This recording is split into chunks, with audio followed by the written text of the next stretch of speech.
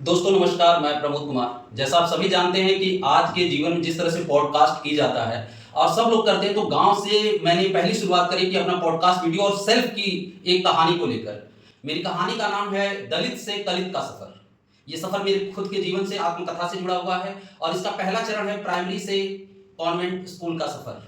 इस सफर में बहुत सी ऐसी यादें हैं, बातें हैं, भीगी बरसातें हैं। 2 कमरों का घर हुआ करता था।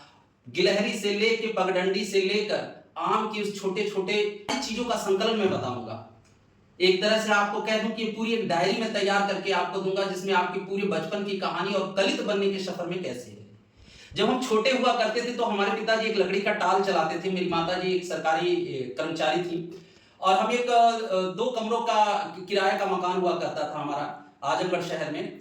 तो पहली बार स्कूल जाने का जब मौका मिला तो पिताजी बोले कि डंठल का पेन ले लो। क्लीच का जमाना चलता था, नरगट का जमाना चलता था और उसको हम लोग ब्लेड से छील के और पटरी लेकर उससे जाते थे पढ़ने। आजकल के बच्चों को कहो तो वो अनदेखी बातें हो जाएंगी, लेकिन ये जानना जरूरी है कि उनकी पिछली जनरेशन के लोग या उनके गार्जियन किस तरह का जीवन जिए हैं। दवात का जमाना चलता था, पटरी रगड़ रगड़ के।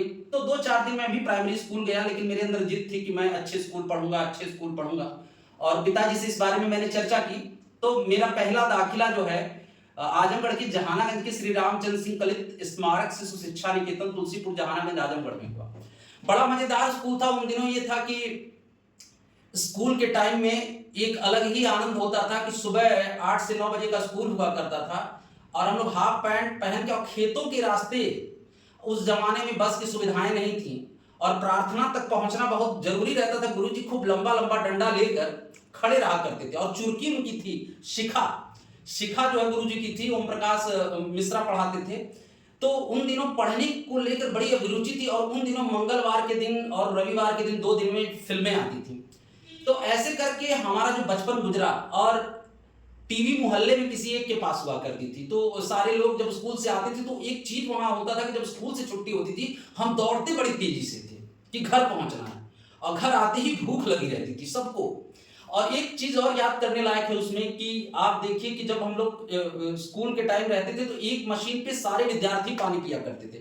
जो आज के बच्चे देखेंगे कि किसी भी कॉन्वेंट स्कूल में या बड़े विद्यालय में या सरकारी विद्यालय में पानी पीने की सुविधा हो गई। हमारे दिनों में एक मशीन को चला के हैंड पाइप को, और कम से कम नहीं तो 50 से 60 विद्यार्थी आपस में झगड़ा करते थे, तब जाके कहीं पानी पीने को मिलता था। ऐसे करके मेरा सफर 5 तक पूरा हुआ। फिर हमारे जहन में, हमारे पिताजी के जहन में आया, मेरी माताजी के जहन में आया कि गांव के सभी लड़के जो है पढ़ नहीं पा रहे हैं जिले पे, और वहां पे शिक्षा बड़ी महंगी है। लेकिन मेरी माताजी ने अपनी सैलरी से ये हमेशा अपेक्षा की कि मेरे बच्चों को अच्छी शिक्षा मिले। और उन दिनों एक नाम बड़ा मशहूर हुआ करता था, children higher secondary school Azamgarh. और आपको बता दूं कि वो उत्तर प्रदेश में समझ लीजिए कि जैसे दिल्ली शहर में डीपीएस है, वैसे ही आजमगढ़ शहर में children higher secondary school Azamgarh था उन दिनों। और उसमें दाखिला पाना एक गौरव की बात थी। एंट्रेंस एग्जाम हुआ जब मेरे पिताजी निभा के स्कूटर से एलएमएल वेस्पा से गए। वहां शहर के दुनिया के पढ़े लिखे लड़के, और हम लोग भोजपुरी भाषी थे। अब भोजपुरी भाषा होने की वजह से भी बड़ी दिक्कत होती है। शहर की तरफ जब आप रुख करेंगे तो जो कम्युनिकेशन स्किल होती है, आपकी बात करने की क्षमता, वो बड़ी कमजोर होने की वजह से आप आदान प्रदान नहीं कर पाते। भाषा एक ऐसी प्रणाली है जिसकी मदद से आप अपने अंदर के भावों को दूसरे के सामने व्यक्त करते हैं और उसको रखते हैं।